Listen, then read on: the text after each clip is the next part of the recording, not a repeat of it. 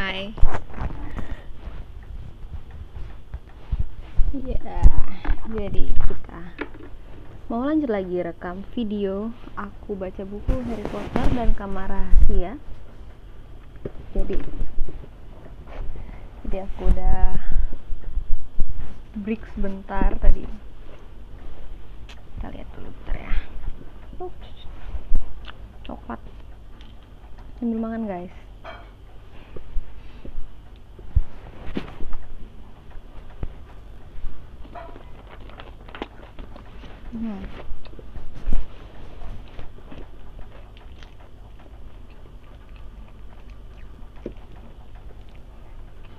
Jadi kita bakal lanjut lagi baca buku. Ini udah sampai chapter 13 ya ternyata. Jadi di chapter 12 sebelumnya tadi aku udah baca itu Harry, Ron nggak bareng Hermione masuk ke Slytherin, nyamar jadi Crabbe and Goyle. Gue ternyata ada coklat. Ih.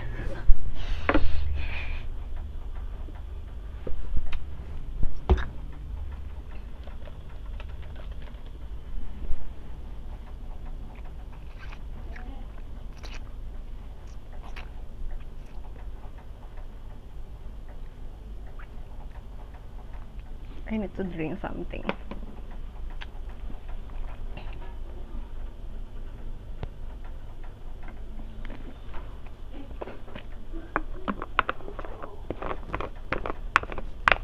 Taste of my lipstick. Oke. Dan mereka berhasil ngobrol sama Draco Malfoy itu. Jadi mereka pura-pura jadi temannya Draco dan berhasil dapetin info kalau ternyata dalang dari Kamar Rahasia ini bukan si Malfoy. Jadi siapa nih kira-kira ya? Jadi aku udah lupa kayaknya di chapter ini kita bakal baca tentang apa. Jadi kita langsung aja. Sebelumnya aku mau cek dulu nih udah sampai mana. Oh ya, buat lagi-lagi aku nggak bosan-bosannya buat kalian yang baru pertama kali ngeliat video aku udah bikin video aku baca buku tentang Harry Potter ini, dari Harry Potter yang pertama, dari yang Batu Bertuah, dan udah aku upload semua chapternya di channel YouTube ini. Jadi buat yang mau dengar aku baca boleh silahkan dicek description boxnya ya. Ya, kayaknya aku mau minum sedikit lagi deh. Iya, jadi aku selagi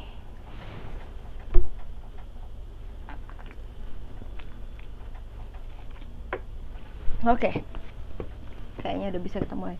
Wait, ini kameranya agak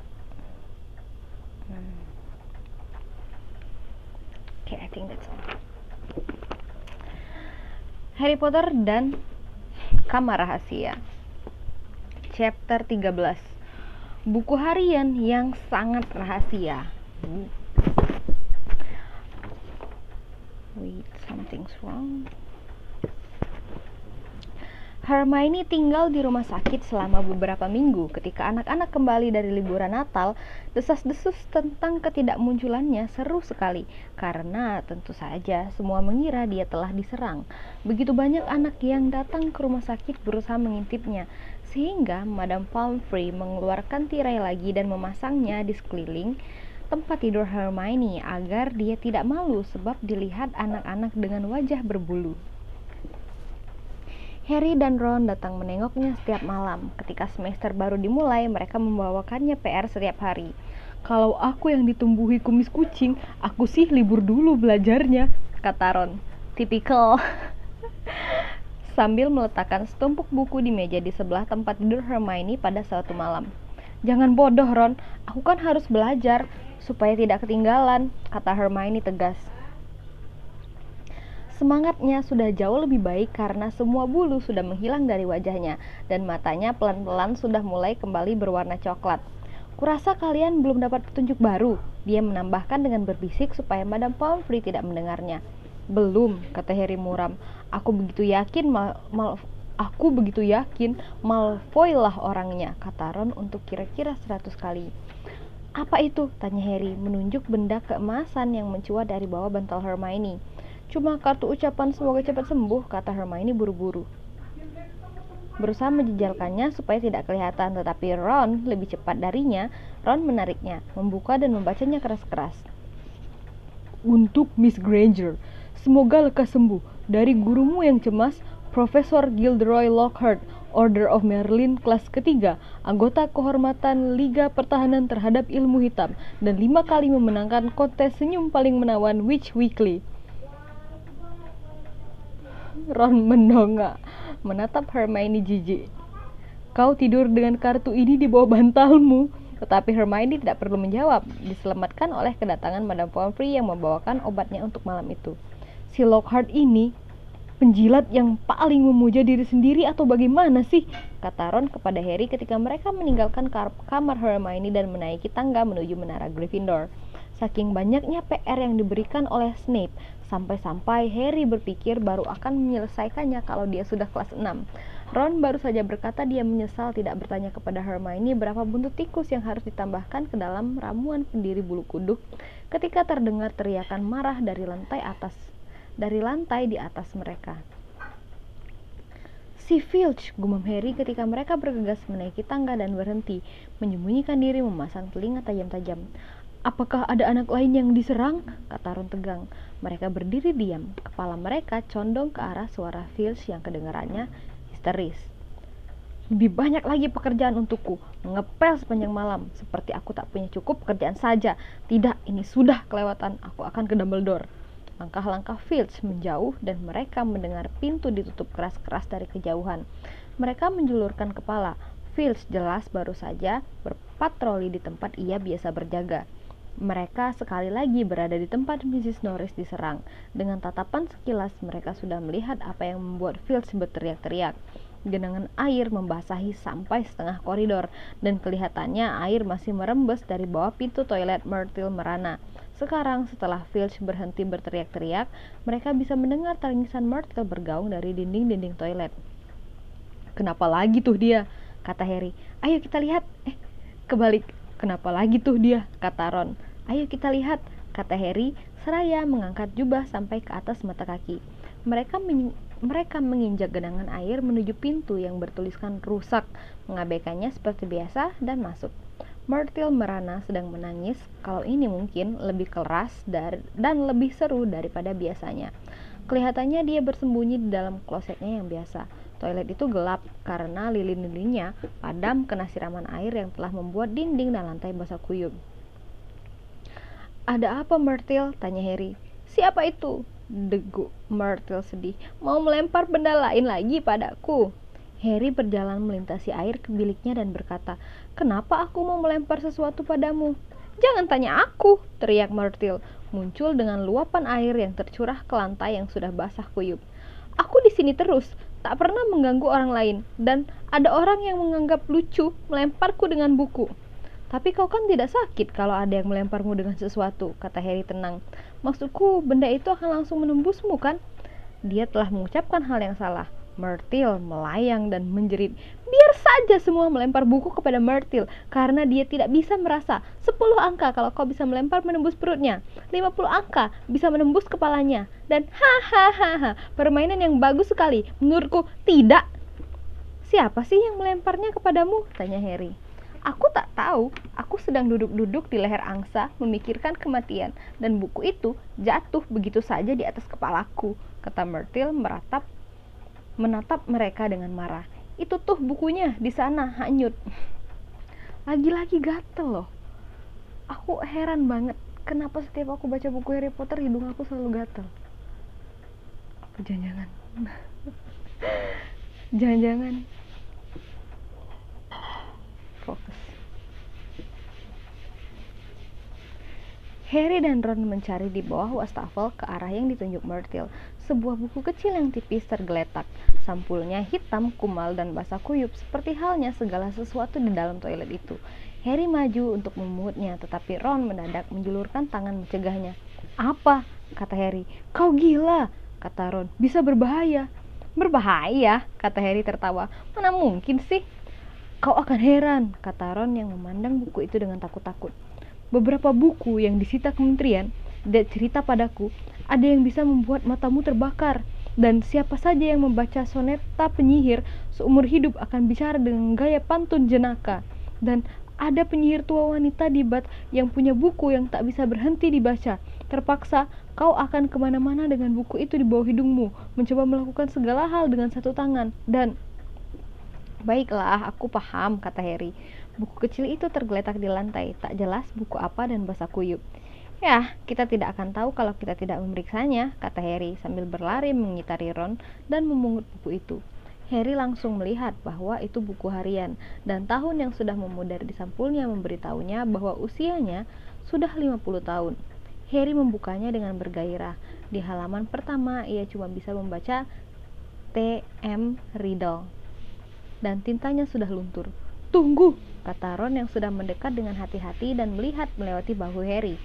"Aku tahu nama itu. T.M. Riddle mendapat penghargaan untuk pengabdian istimewa kepada sekolah 50 tahun yang lalu." "Bagaimana kau bisa tahu?" tanya Harry keheranan. "Karena Filch menyuruhku menggosok trofinya kira-kira 50 kali waktu detensi," kata Ron sebal. "Trofi itu yang kena muntahan siputku. Kalau kau menggosok lendir dari nama tertentu selama 1 jam, kau akan mengingat nama itu."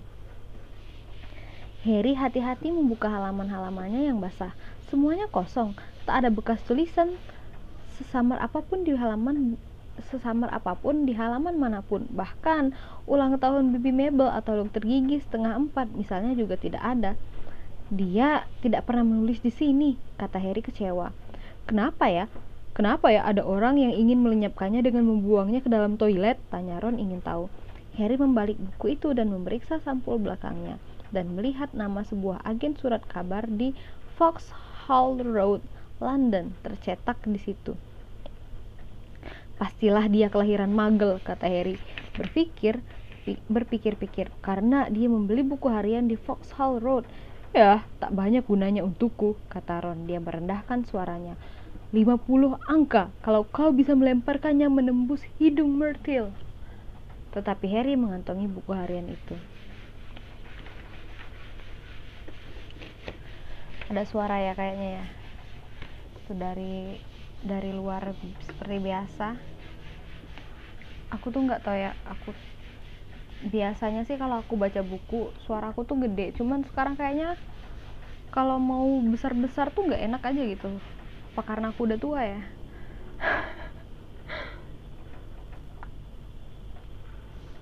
Jadi kayaknya suara aku makin lama makin kecil deh. Mohon maaf banget deh. Semoga aja suaraku masih bisa kalian dengar dengan jelas.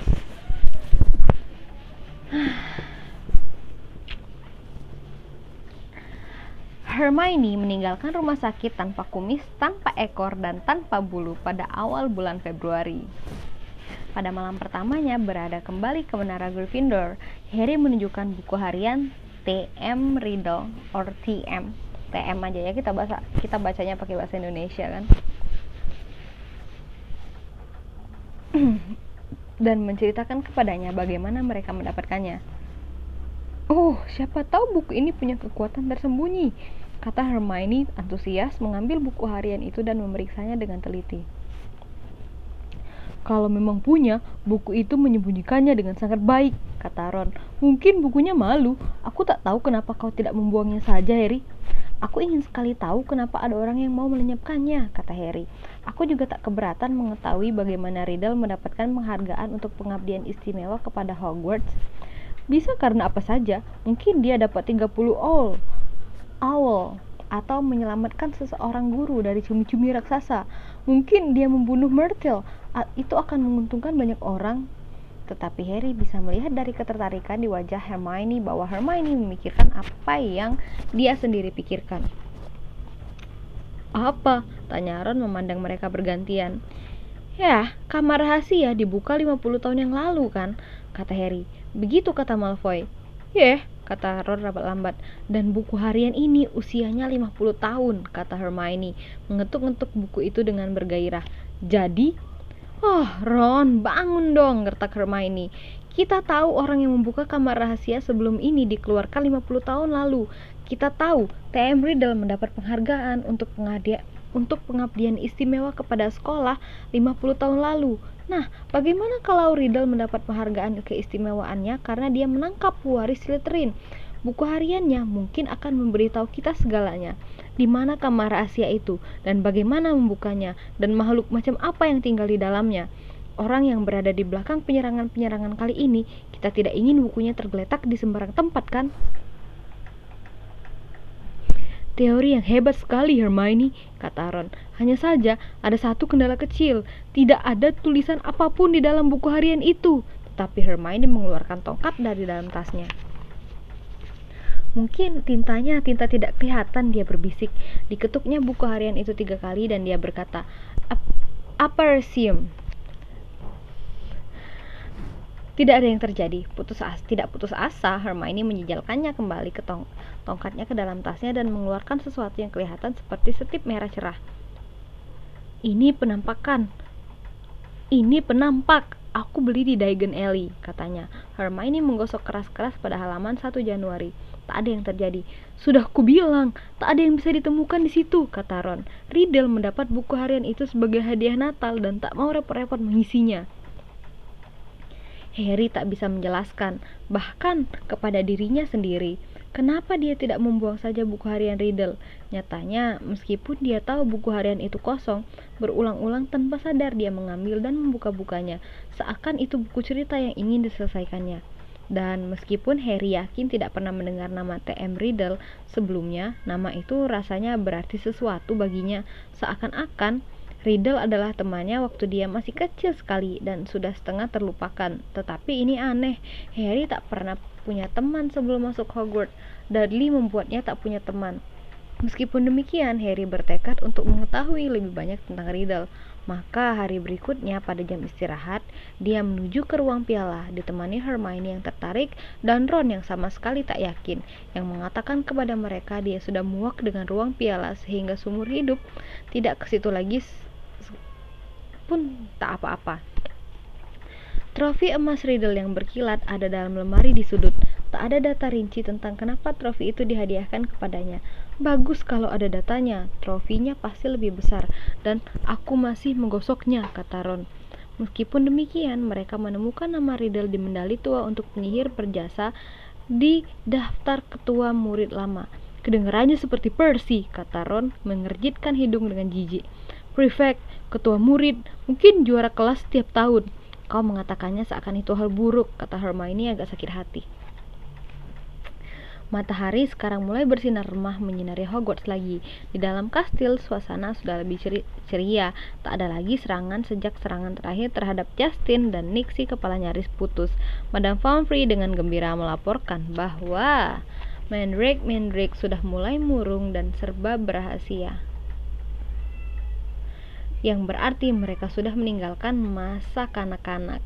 Oh my god, bener-bener tanaman tumbuh dewasa ya, keren banget ya. Begitu jerawat mereka menghilang, jerawat guys, tanaman punya jerawat.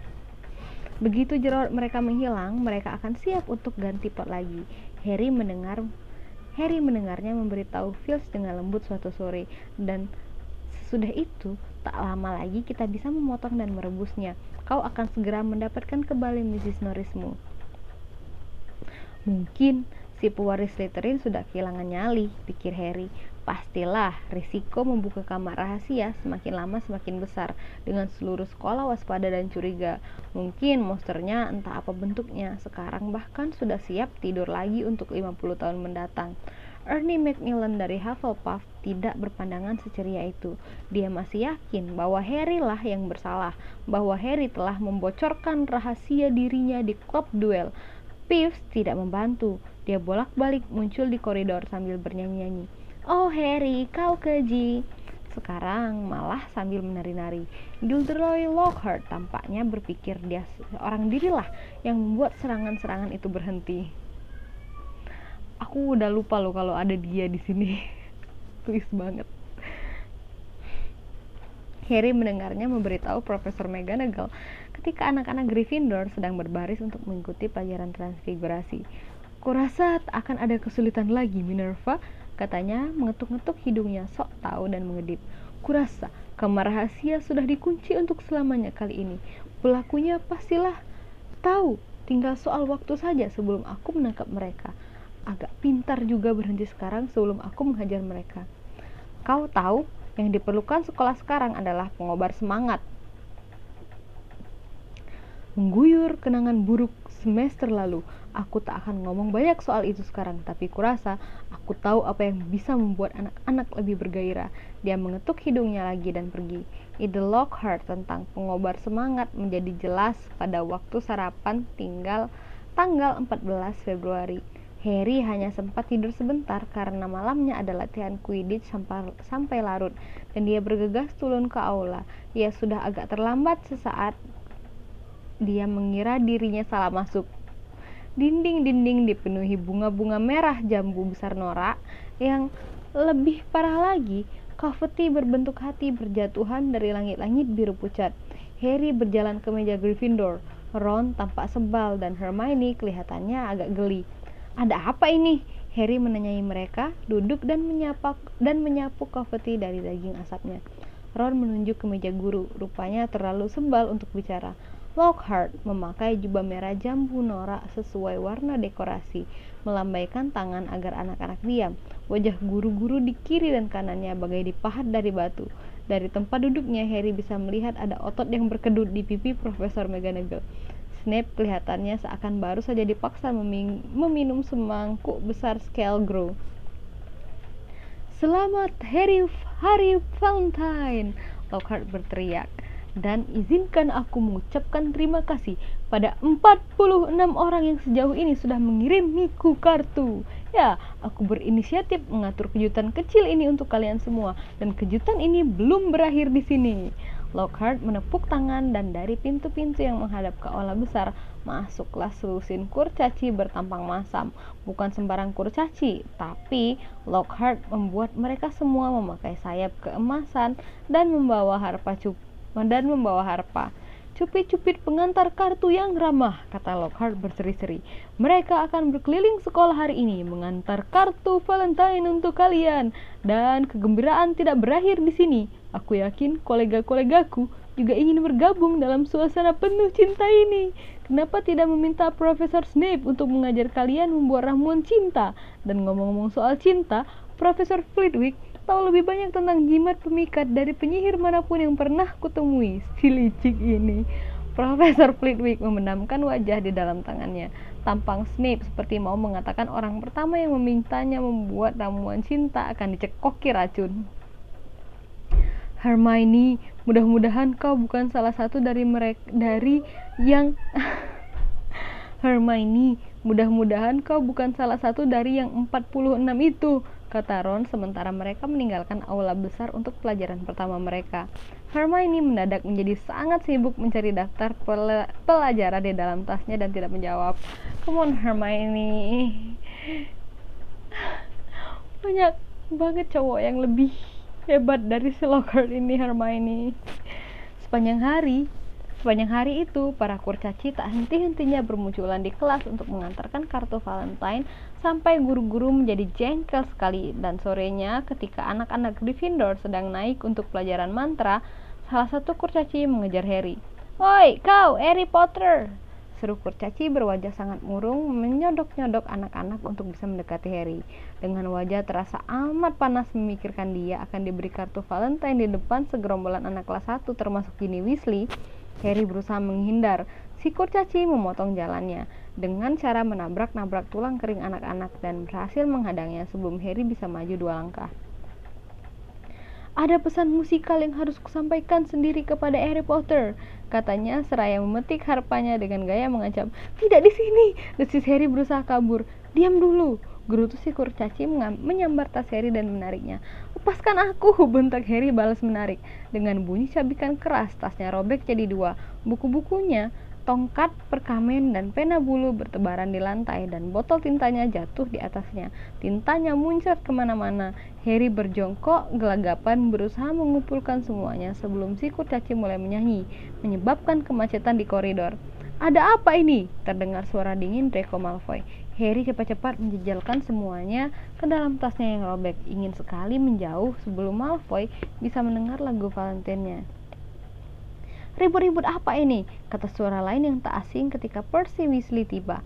Panik, Harry berusaha lari, tetapi si kurcaci menyambar lututnya, membuatnya jatuh terjerembab ke lantai. "Baiklah," katanya sambil duduk di atas pergelangan kaki Harry. "Ini lagu Valentine untukmu." Matanya sehijau acar kodok segar, rambutnya sehitam papan tulis. "Ingin sekali aku memilikinya, dia sungguh luar biasa. Pahlawan yang mengalahkan pangeran kegelapan." Harry bersedia memberikan seluruh emas di Gringotts jika dia bisa menghilang di tempat saat itu juga, memaksa dirinya ikut tertawa bersama yang lain. Harry bangkit, kakinya kembas habis diduduki kurcaci yang berat itu. Sementara itu Percy berusaha sebisa mungkin membubarkan kerumunan anak-anak, yang beberapa di antaranya tertawa sampai keluar air mata. "Bubar, bubar! Bel sudah bunyi 5 menit yang lalu. Ke kelas sekarang," katanya menyuruh pergi anak-anak kelas 1. "Dan kau, Malfoy!" Harry mengerling melihat Malfoy membungkuk dan menyambar sesuatu sambil menyeringai. Dia menunjukkan kepada Crabbe dan Goyle, dan Harry sadar bahwa dia mengambil buku harian Riddle. "Kembalikan!" kata Harry geram. "Apa nih yang ditulis Potter di sini?" kata Malfoy, yang jelas tidak memperhatikan tahun yang tertera pada sampulnya, dan mengira dia mendapatkan buku harian Harry sendiri. Suasana menjadi hening karena anak-anak langsung diam. Ginny memandang Harry dan buku harian itu bergantian, tampak ketakutan sekali. "Kembalikan, Malfoy," kata Percy tegas. "Kalau sudah kubaca," kata Malfoy melambaikan buku harian itu di depan Harry dengan mengejek. Percy berkata sebagai prefek sekolah, tetapi Harry sudah kehabisan kesabaran. Dia menarik tongkatnya dan berteriak, "Expelliarmus!" Dan sama seperti Snape yang membucuti Lockhart, buku harian itu melesat dari tangan Malfoy, terbang ke udara. Ron nyengir lebar menangkapnya. "Harry!" seru Percy keras. "Dilarang menggunakan sihir di koridor. Aku harus melaporkan ini tahu." Tapi Harry tidak peduli. Dia berhasil mengalahkan Malfoy, dan itu layak dibayar dengan 5 angka dari Gryffindor. Kapan saja. Malfoy marah sekali, dan ketika Ginny melewatinya untuk masuk ke kelasnya, dia berteriak menghina kepadanya. "Menurutku Potter sama sekali tidak menyukai Valentine-mu." Ginny menutupi wajahnya dengan tangan dan berlari ke kelas. Geram, Ron mencabut tongkatnya juga, tetapi Harry menariknya menjauh. Ron tak perlu menghabiskan jam pelajaran mantra dengan bersendawa memuntahkan siput.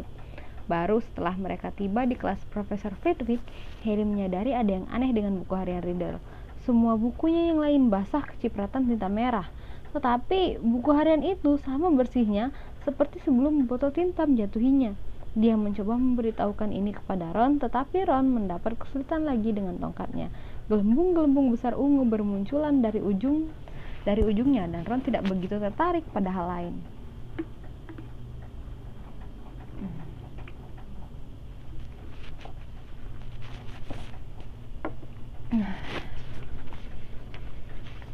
Wow, masih banyak guys.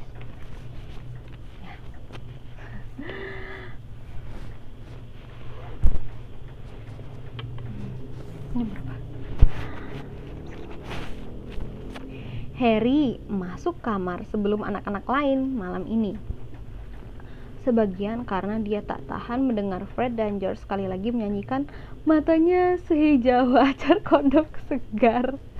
Itu acar kodok segar tuh yang kayak gimana sih bentuknya?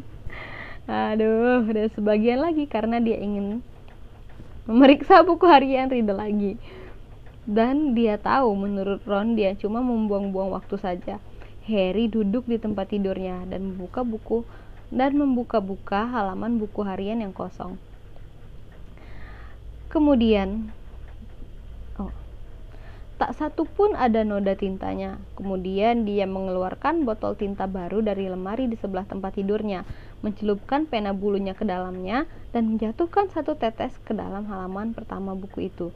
Tintanya berkilau terang di atas kertas selama sedetik dan kemudian seakan dihisap ke dalam halaman itu, menghilang. Tegang, Harry mencelupkan pena bulunya untuk kedua kalinya dan menulis, "Namaku Harry Potter."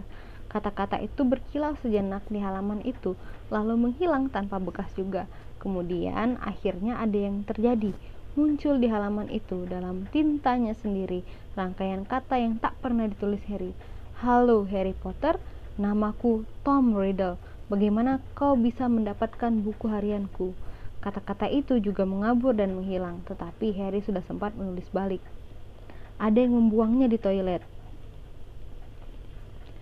Dia menunggu tanggapan Riddle dengan bergairah. "Untung saja aku mencatat kenanganku dengan cara yang lebih bertahan daripada tinta. Tapi dari dulu, aku tahu akan ada orang-orang yang tidak menginginkan buku harian ini dibaca." "Apa maksudmu?" Harry menulis, tintanya sampai menetes saking tegangnya. "Maksudku, buku harian ini menyimpan kenangan akan peristiwa-peristiwa mengerikan, peristiwa-peristiwa yang disembunyikan, peristiwa-peristiwa yang sudah terjadi di sekolah sihir Hogwarts ini. Disitulah aku sekarang." Harry cepat-cepat menulis. "Aku di Hogwarts dan akhir-akhir ini terjadi peristiwa-peristiwa mengerikan. Apakah kau tahu sesuatu tentang kamar rahasia?" Jantung Harry berdegup kencang. Jawaban Riddle muncul. Tulisannya makin tidak rapi, seakan dia buru-buru ingin menceritakan segala hal yang diketahuinya. "Tentu saja aku tahu tentang kamar rahasia. Pada zamanku bersekolah, mereka mengatakan itu cuma legenda, bahwa kamar itu tidak ada. Tetapi itu bohong. Dalam tahun kelimaku, kamar itu dibuka dan monsternya menyerang beberapa murid. Akhirnya malah membunuh satu di antaranya. Aku menangkap orang yang membuka kamar rahasia itu dan dia dikeluarkan. Tetapi kepala sekolah Profesor Dippet yang malu karena hal seperti ini terjadi di Hogwarts melarangku menceritakan yang sebenarnya. Cerita yang dikeluarkan adalah anak perempuan itu meninggal dalam kecelakaan yang aneh. Mereka memberiku trofi bagus, berkilau dan berukir, dan memperingatkan aku untuk tutup mulut. Tetapi aku tahu peristiwa semacam itu bisa terjadi lagi. Monster itu masih hidup, dan orang yang punya kekuatan untuk melepaskannya tidak dipenjarakan." Harry nyaris saja menyenggol botol tinta dalam ketergesaannya untuk menulis balik. Sekarang terjadi lagi. Sudah 3 kali ada serangan dan tampaknya tak seorang pun tahu siapa yang ada di belakangnya. Siapa dalam serangan-serangan yang dulu? Aku bisa menunjukkannya kepadamu. Muncul jawaban Riddle. "Kau tak perlu sekedar mempercayai kata-kataku. Aku bisa membawamu ke dalam kenanganku pada malam aku menangkapnya." Harry ragu-ragu. Pena bulunya terangkat di atas buku harian itu. Apa maksud Riddle? Bagaimana dia bisa dibawa masuk ke dalam kenangan orang lain? Cemas, dia mengerling ke pintu kamar, ke asrama yang sekarang sudah gelap. Ketika dia kembali memandang buku harian, dilihatnya kata-kata baru sedang terbentuk. "Ayo, kutunjukkan padamu." Harry berpikir sebentar dan kemudian menulis 3 huruf. "Oke." Halaman-halaman buku harian itu mulai membuka cepat seakan tertiup angin kencang, berhenti di tengah-tengah pada bulan Juni. Dengan mulut ternganga, Harry melihat kotak kecil untuk tanggal 13 Juni berubah menjadi layar televisi mini. Dengan tangan sedikit gemetar, diangkatnya buku itu untuk mendekatkan matanya ke layar kecil itu, dan sebelum sadar apa yang terjadi, dia terhuyung ke depan. Layar itu membesar. Dia merasakan tubuhnya meninggalkan tempat tidur dan terperosok kepala lebih dulu, lewat lubang di halaman itu, ke dalam pusaran warna yang terbayang-bayang. Harry merasa kakinya menginjak lantai keras, dan dia berdiri, gemetar, ketika sosok-sosok yang bagai bayang-bayang kabur di sekitarnya mendadak menjadi jelas.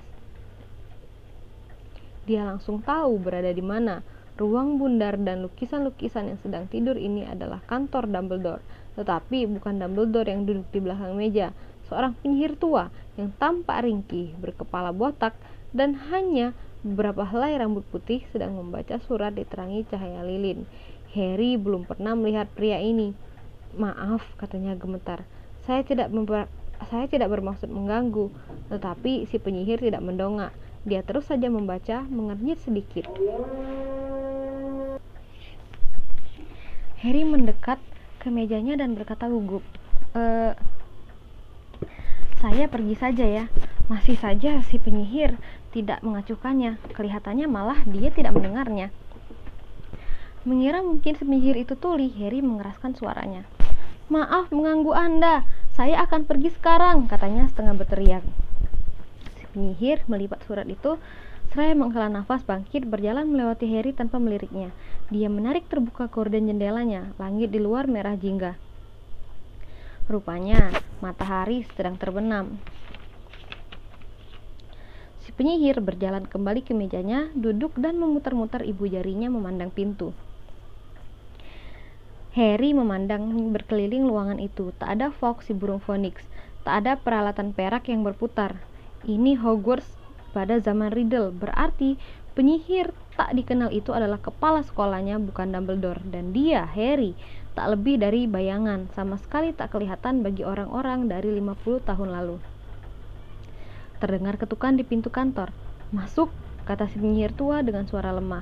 Seorang anak laki-laki kira-kira berusia 16 tahun masuk, mencopot topi kerucutnya, lencana prefek perak berkilau di dadanya.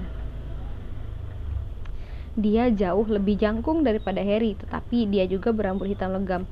Ah, Riddle, kata si kepala sekolah. Anda ingin menemui saya, Profesor Dippet?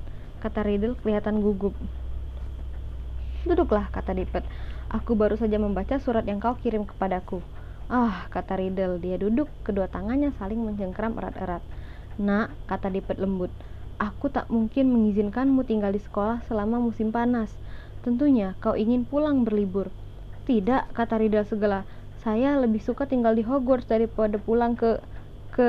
Kau tinggal di panti asuhan Muggle selama liburan, kan? Kata Dippet ingin tahu. Iya, sir, kata Riddle, wajahnya agak memerah. Kau kelahiran Muggle? Setengah-setengah, sir, kata Riddle. Ayah Muggle, ibu penyihir. Dan kedua orang tuamu?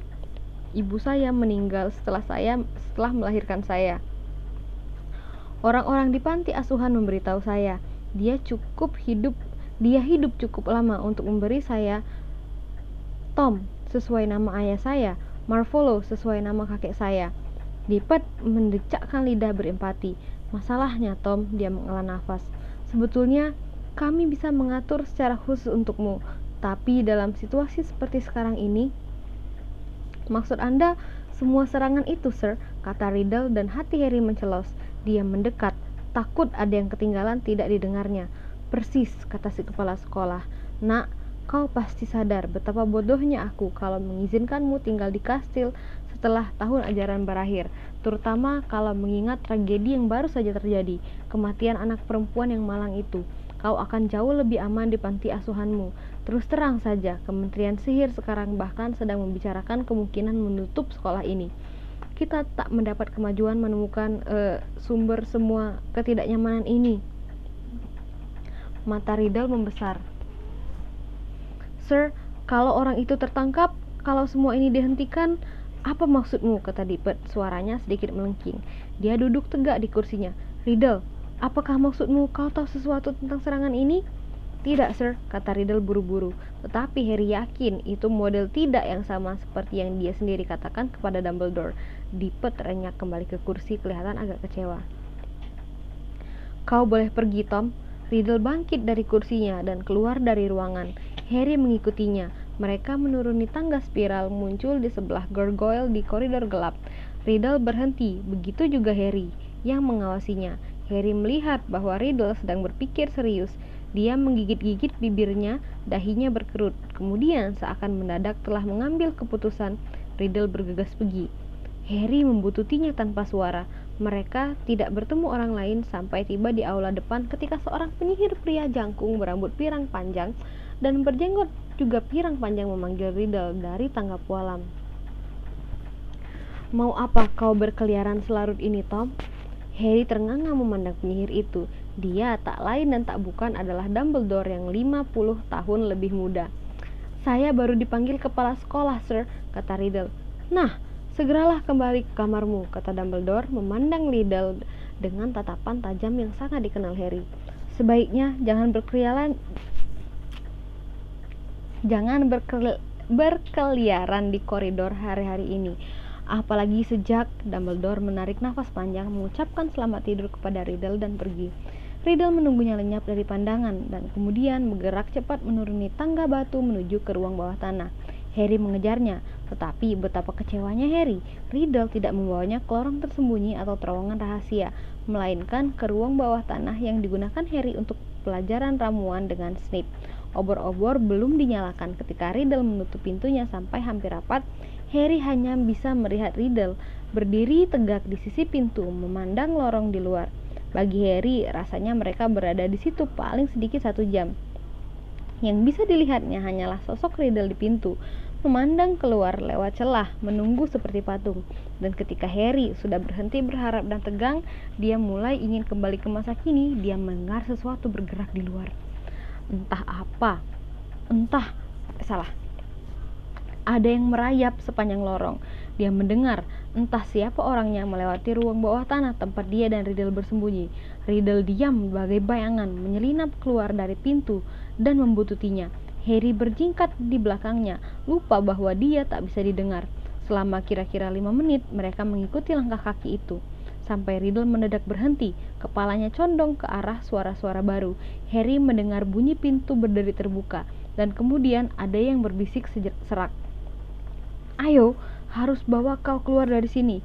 Ayolah, masuk kotak ini." Harry rasanya kenal suara itu. Riddle tiba-tiba melompat dari sudut tempatnya mengintai. Harry melangkah di belakangnya. Dia bisa melihat siluet seorang anak laki-laki tinggi besar sedang berjongkok di depan pintu terbuka, sebuah kotak yang sangat besar di sebelahnya. "Malam, Rubius,"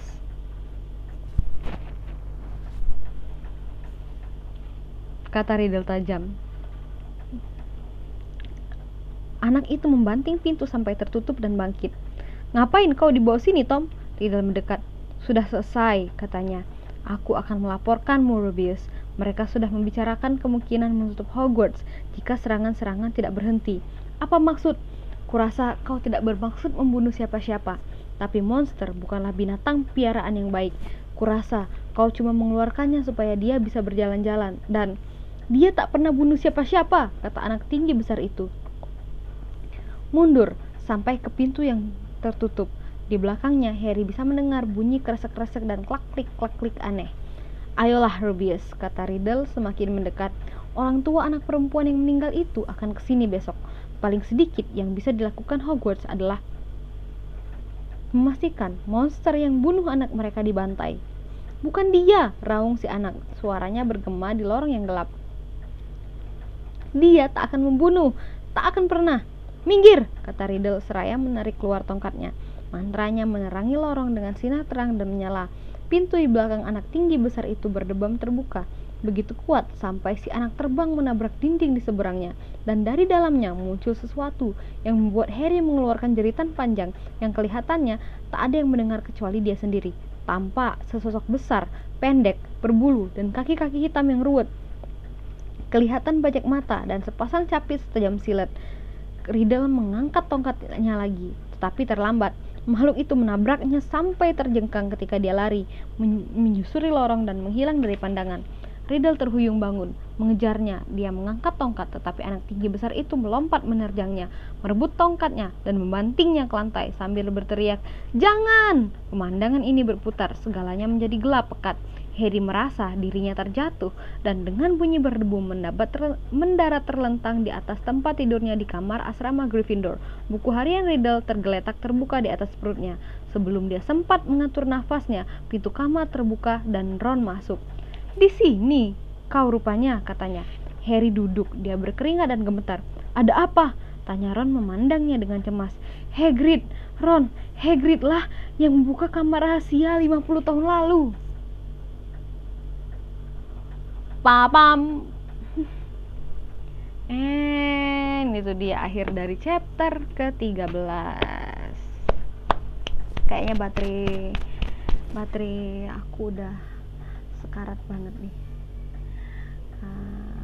Iya, jadi mungkin udah sampai sini dulu videonya, walaupun sempat terhenti. Sempat terhenti sebentar tadi ya. Aku bakal lanjut lagi baca chapter 14 nanti, dan tungguin terus video-video dari aku ya. Sampai ketemu lagi, bye bye.